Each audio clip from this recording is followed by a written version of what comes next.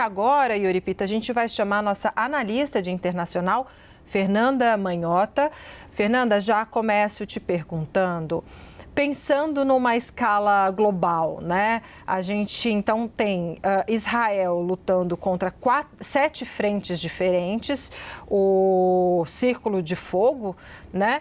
E também eu gostaria que você repercutisse, contasse para a gente qual é a consequência da participação direta de Israel, do Irã, né, mais efetiva do Irã e também dos Estados Unidos. Manhota, boa tarde para você.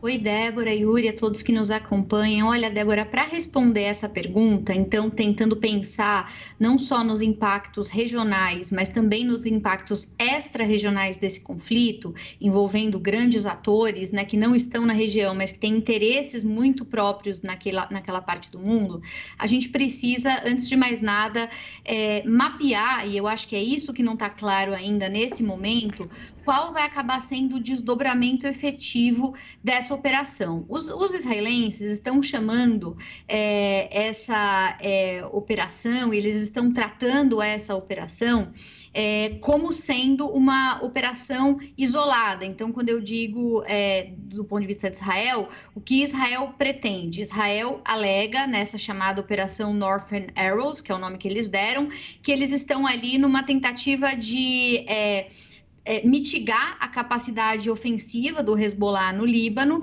e, portanto, eles encaram isso como um ataque terrestre que começou agora, né, recentemente, desde ontem a gente falava disso, limitado, com ambições localizadas e direcionadas. Então, o Irã, ele responde a esse movimento que Israel fez no Líbano, talvez tentando ressignificar o que Israel propriamente tentou propor.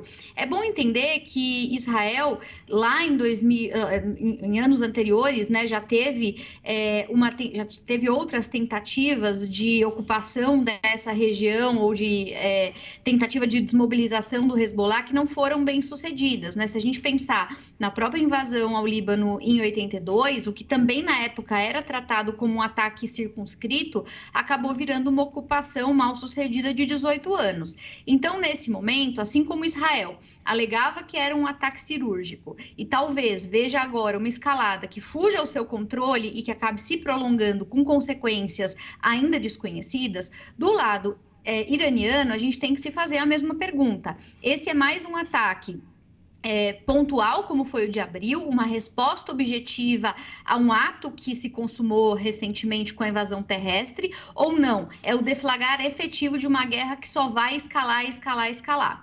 Dependendo da resposta que se tenha a esse processo, aí entram os Estados Unidos e outros atores extra-regionais importantes.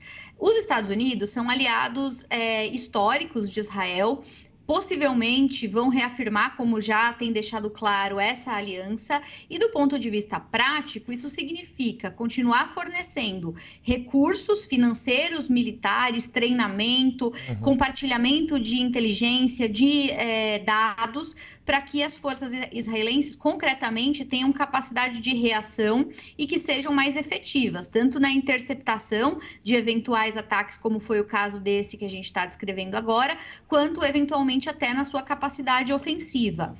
Os Estados Unidos têm sido muito cuidadosos nesse processo por 2 razões. Primeiro, porque eles estão tentando evitar trazer para si um problema que, em princípio, é apenas de um aliado seu e não seu próprio, né? Então, os Estados Unidos estão evitando mobilizar próprias tropas, mobilizar forças de inteligência in loco, né? Apenas fornecendo apoio, que foi o que deixou claro o representante da defesa que falava há pouco. Isso porque eles não têm interesse em jogar os Estados Unidos para dentro do conflito.